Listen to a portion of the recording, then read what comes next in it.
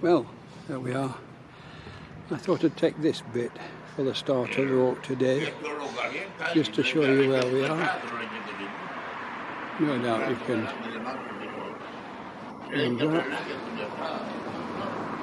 We've just had a coffee, been to the loo. We're now on up the tf38. We're only going halfway up, we're not going to the top, so it's a new walk, this one. Well, this is the start of this morning's walk. We're not on the top. I think Gaynor thought I was on the top today. I'm not. I'm halfway up the tf38. This is a new walk. Not very attractive, but like last week, a good workout for the body. As you can see down there, it's a long way down this. It's a fairly hard walk.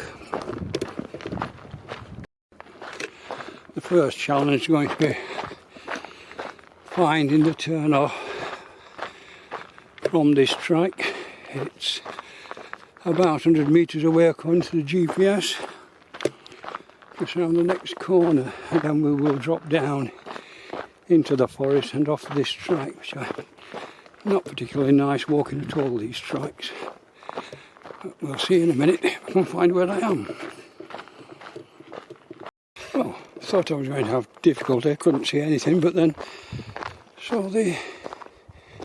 So I have found the path down fairly steeply now, for about 20 minutes, then an hour's climb up 310 metres all in one go. So I'm going to be warmed up before I start this morning, rather than last week where I was climbing from the very beginning. This has the downhill start and then an uphill climb. Still a bit rough walking on this stuff. Well, as you can see, the forest is typical of the lava field type forest. This is semi-lava field, and I'm going to switch off for a while to make a bit of time. The track is quite interesting. There are here and there signs that it has been walked, but in the majority of places there are no signs that this is walked at all. And I suppose it is an odd place to be, but as you can see, we have another green and white marking showing that it is a path that should be in the all the guidebooks, but seeing as I don't use them, I don't know. Here we are, a major trail. This must be one change. I need my GPS. Well, it's rather odd. I was 50 metres away from the track. According to the GPS, this is a track, or a path I'm supposed to be on. There are no signs of a path anywhere.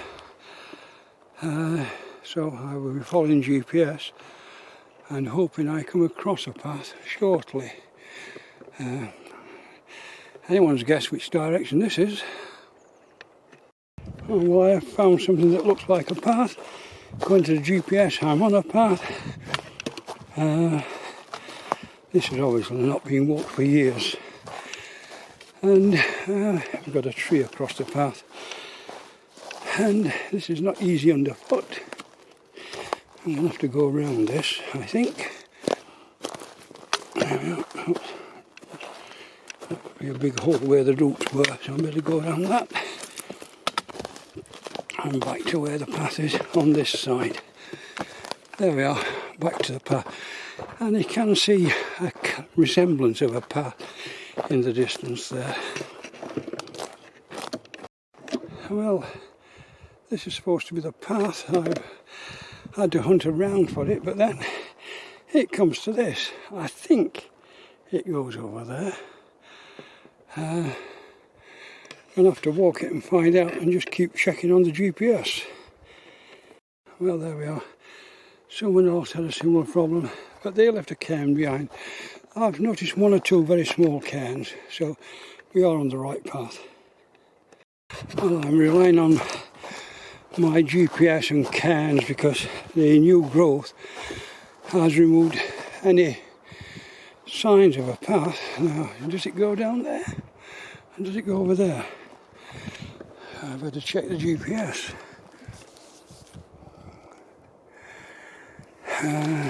We'll have to walk down there and find out.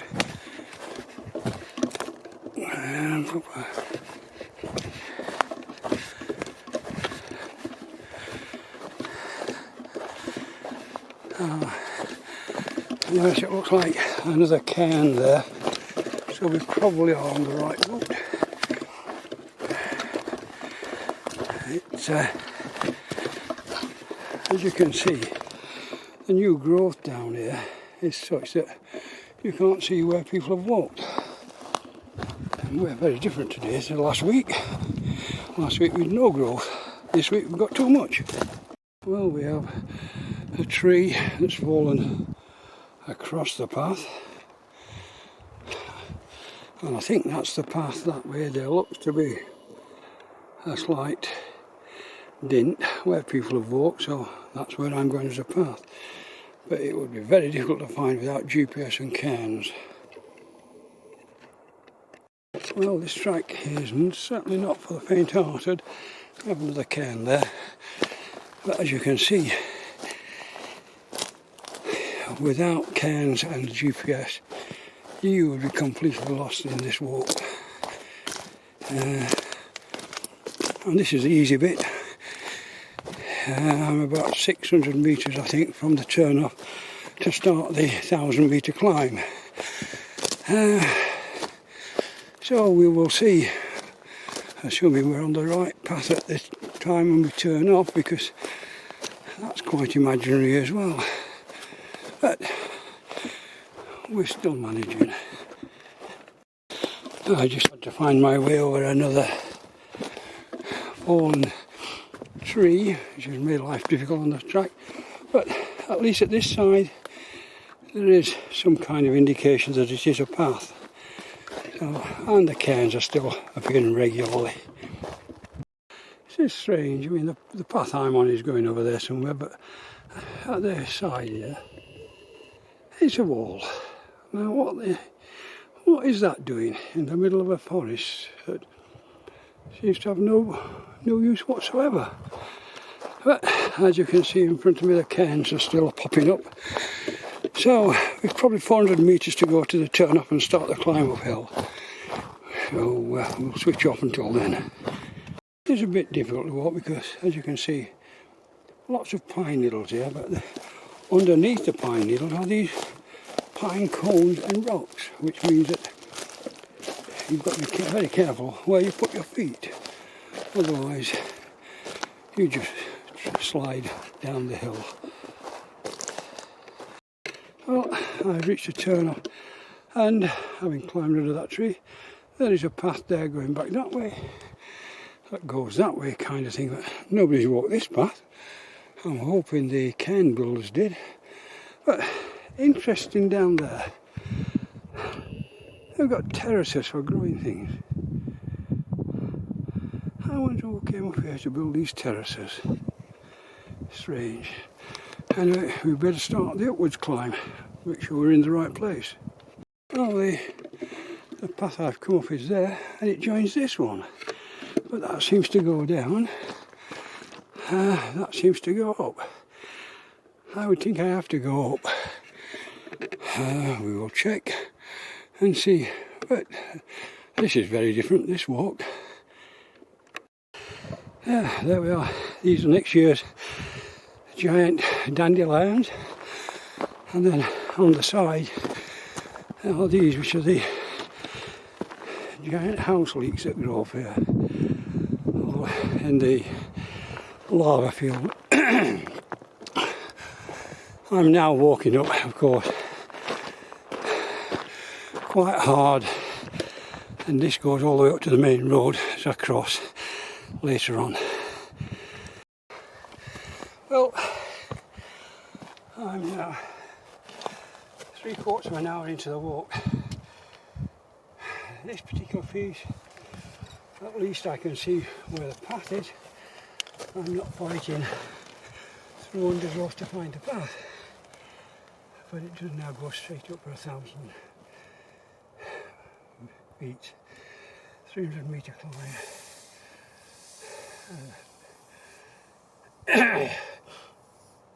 Time to give my legs a rest and take on some water.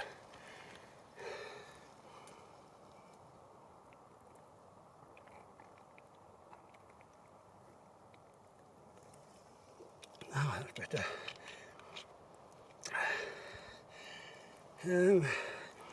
I did send Jamie a starting the walk message, but it said there was no GPS signal because of the forest, and there was no email signal because we're out of 4G, so that won't go until I finish the walk and be back down in Los Cristianos.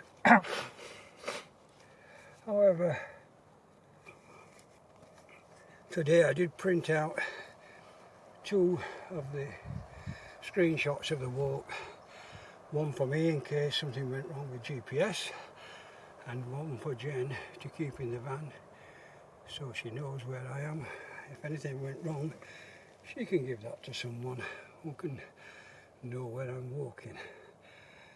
I don't expect to, but it doesn't hurt to take precautions and make sure you're safe.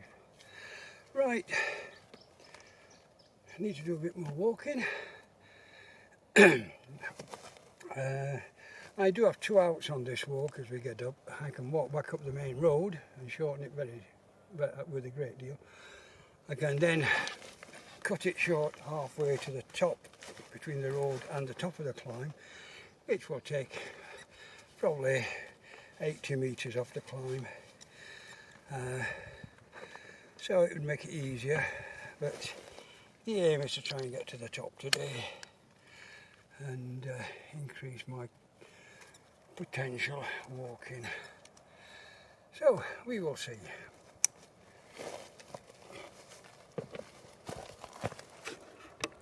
This is, far from being uphill, is easy walking, and it's got quite attractive with bits of green undergrowth here. These little green bushes make it look more attractive. Doesn't stop the climb though. There's an interesting sign. I've not seen one of those anywhere on this walk, but obviously we are on a well-known walk now. I'm not sure where it goes to at the bottom. Presumably down towards Chio.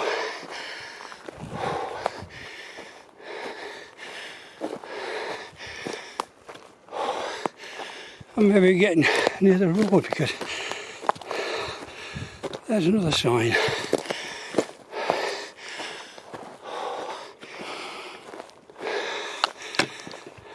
Well, the steepness has dropped off a bit. It's obviously a long way down there, and it goes rushing down there as well. But this bit of walk is quite attractive. A reasonable path and a bit more forest-like rather than lava field-like. Again, I've just passed another yellow and white marker. So this bit is probably walked quite a lot. Well, an hour and 3 minutes into the walk, and I've reached the crossing of the road. The path goes straight across, as you can probably see the post over there. Then up there, that's the next bit of the climb. I'm going to have a quick look to see how much of this walk I've done and whether this is all sensible. Right, I've crossed that road on the side of the heat post, and I'm going to have a look to see how far we've got to go to the next turn off. I don't want to walk up the road, so it will be climbing the next bit of hill and see where we're then. Meanwhile, I'm having a 2 minutes rest. Well, I've just checked with the GPS. It's about 80 metre climb to the next turn off to shorten the thing, and then another 80 metres after that. But I don't want to walk up the road, so we'll do this first 80 metres and see what it's like after that. Well, I've just stopped for a rest. I've come from way down there. Hopefully it flattens out in a few metres time. But this is the kind of countryside I'm in. And I think that's a plateau level there that will give me a rest from climbing for a while. We'll see in a minute. Well, it's not actually a plateau, but it's a lot easier than that last climb I came up. This is a slow climb, and it's a bit easier, giving me a chance to get my breath back. This is certainly a good walk for the cardiovascular system. The legs are okay, but the cardiovascular is really working. Well, I'm still climbing. I'm within 200 metres of the next 2 turn-offs that would allow me to shorten this walk. After that, I'm committed. Oh, interesting. This says the wrong path. I need to check whether I'm going. We've got, let me show you. Where are we?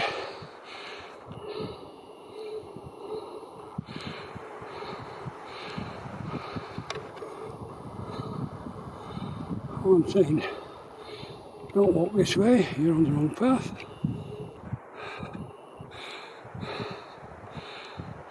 I'll find it now. And that one up there. And this is the way to walk. So, I don't know, I'll check my GPS and make a decision from that. Well, there is that one, and there's this one. The difference is, the cross is the route I take if I shorten the walk. If I commit to this one, I have the full 1,000 feet to climb. So it looks as though we're doing the full walk.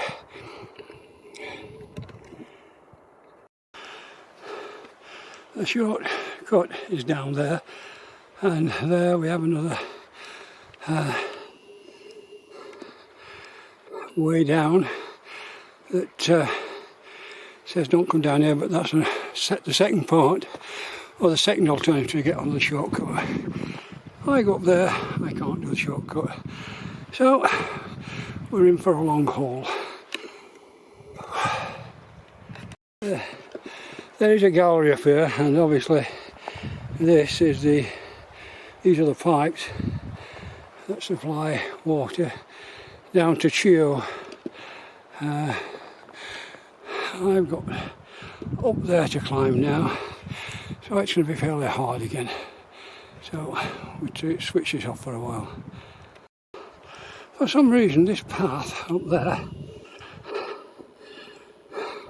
goes on the highest bit of ground. We've got well, below going up that way and up that way. So why I have to climb this mountain, I do not know.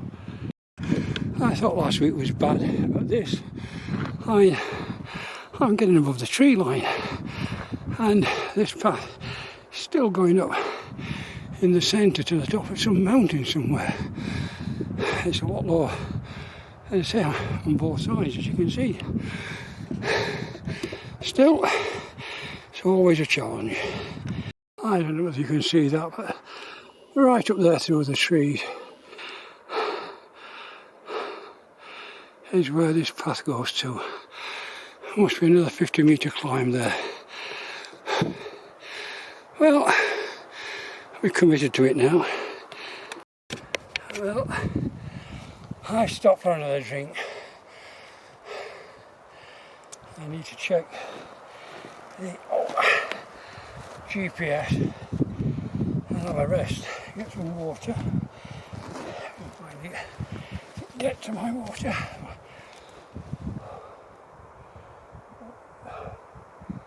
This climb is horrendous. Pop.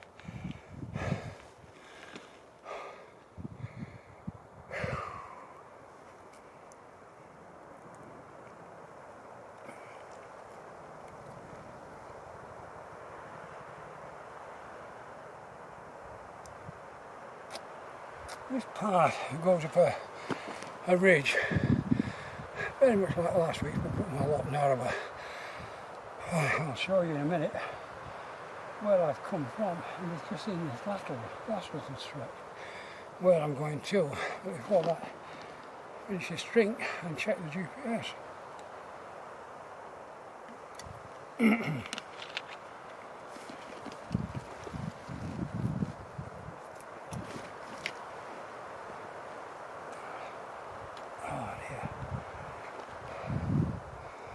Right,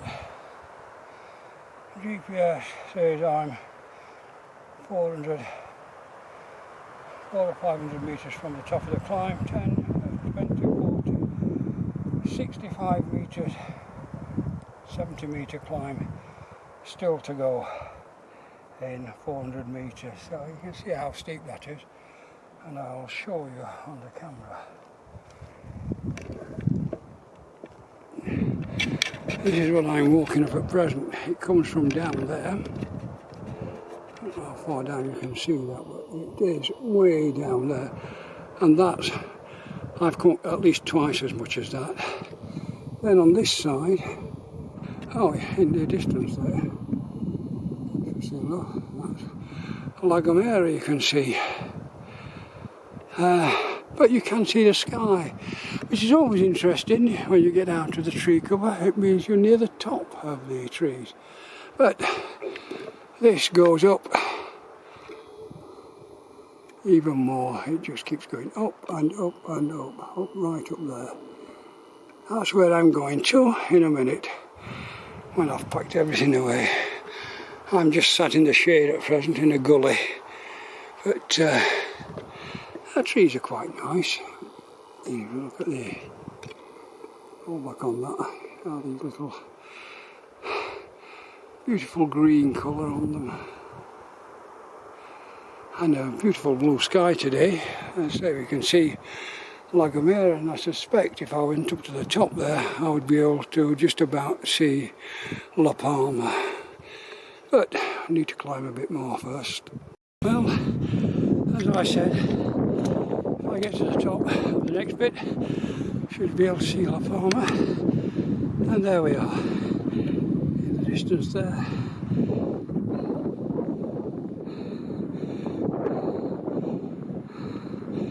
The two humps of La Palma. And if you go up this way slightly, you can see I'm getting above the tree line now. I'm on a mountain actually. It goes above the tree line, but there is the big and little Gala Telefonica towers. Showing you how high I am.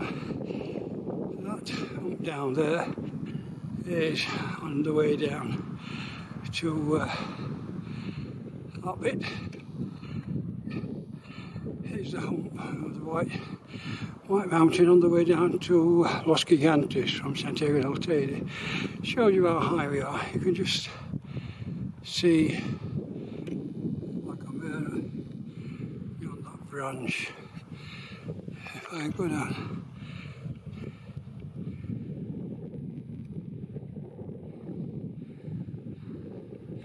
it just tends to go into the haze. It'd be interesting to see. I'll walk back this way slightly. Whether El Hierro's visible. No, it's too hazy for El Hierro. But La Palma is really getting very clear now.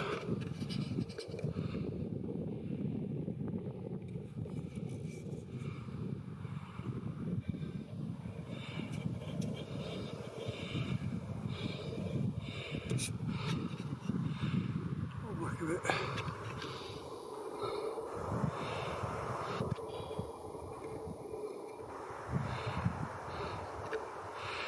Yeah, well, I've still got some more to go, and believe it or not, up beyond those trees it's still higher, so we better get going. 25 minutes to get back on time, not going to do that, but well, not be too late. Well, a bit higher now. As you can see, the path, it doesn't appear to be walked very much, this path. I've got a lot of high stuff on that side, but according to GPS it's 250 metres to the turn off to go back downhill to the road and to the minibus. I'm going to be a bit late, but this is harder than last week, and it took me 2 hours and 10 minutes last week, so I'm not doing that bad. Well, the GPS said 100 metres to the turn off. Of course, it's all uphill, but the top of this hill should be the turn off to go down. And there's a sight that's all right.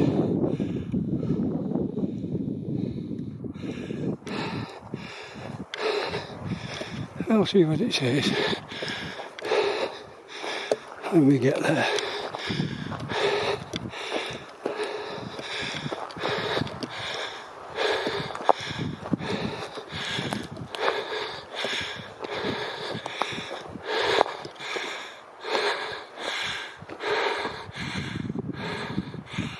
Oh, there we are.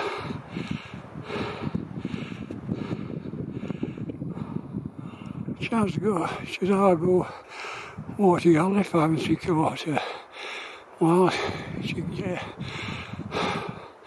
Chio 4.3, Los Arenales 3.8. We're going downhill. I think I'll send a little note to Jamie saying I've reached the top of my walk. The GPS app says I've got about 1.25 kilometres, 1.5 kilometres to go back to the minibus. So I could actually get there just about on time. I can walk a kilometre in 20 minutes if it was flat and easy walking. We'll see what this is like as we go along. We're now into a lava field. Well, nearly through the lava field. That's still okay. It's typical lava field path going through it with lots of little rocks to walk on. This is just loose scree going downhill. I think I need to switch off and use my stick. This is quite attractive. Not a lot in the countryside, in pines, in the barren. As you can see, this side is the lava field, but the path is fairly well maintained. It's got a lot of loose rocks, pine needle and cones on those, so you need good footwear. Another thing, Los Arenales, which is a picnic area up there, 3 kilometres, it's a fairly walk for a picnic. Chisago, Chiguegue and Chio. Well, we're going down the Chio road. Well, my 2 hours are up, and the GPS and the maps say I'm 400, 500 kilometres from the end. Not too bad. With a bit of luck, I can walk that in 10 minutes, 15 minutes, and I'll not be too late. Although the path is getting a bit worse now, so I need to go back to using my stick. Well, I just came down onto this path. Oh, that's right. Suddenly thought it's supposed to go straight across. Can't see it there, but a useful cairn again. So we're off down this little while. This should take us down to the bottom. Well, there we are. Probably 100 metres from the road in front of us. Still going down quite a rough path. Stick again.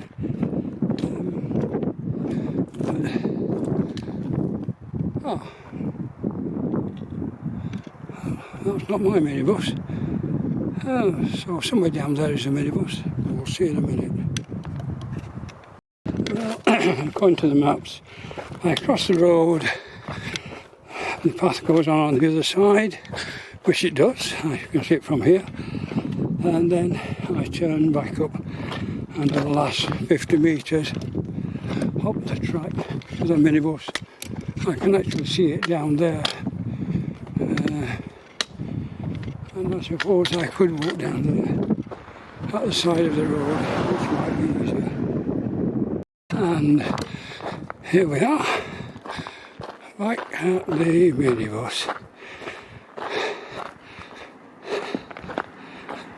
After just under 2¼ hours. Ooh.